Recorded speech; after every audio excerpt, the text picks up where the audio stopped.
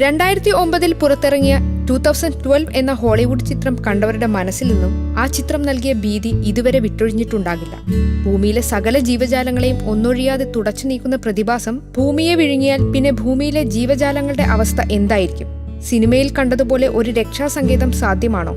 എന്നാൽ കേട്ടോളൂ, നോർവീജിയൻ ദ്വീപിൽ അത്തരമൊരു രക്ഷാസങ്കേതമുണ്ട്.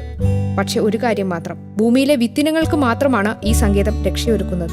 ലോകമെമ്പാടുമുള്ള നിരവധി ഇനം സസ്യങ്ങളുടെ വിത്തുകൾ ശേഖരിച്ചു വെച്ചിരിക്കുന്ന സ്ഥലമാണ് ഡൂംസ്ഡേ വോൾട്ട്.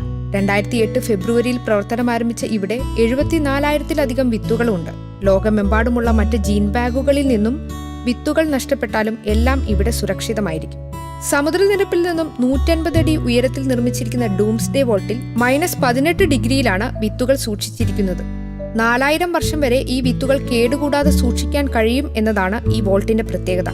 ചുഴലിക്കാറ്റ്, വെള്ളപ്പൊക്കം, ഭൂമികുലുക്കം തുടങ്ങി പ്രകൃതിക്ഷോഭങ്ങൾ ഒന്നും വരാൻ സാധ്യതയില്ലാത്തിടത്താണ് ഈ സീഡ് വോൾട്ട് സ്ഥിതി ചെയ്യുന്നത്. ഭൂമിയിലെ തന്നെ ഏറ്റവും സുരക്ഷിതമായ സ്ഥലം എന്നാണ് വോൾട്ട് അറിയപ്പെടുന്നത്.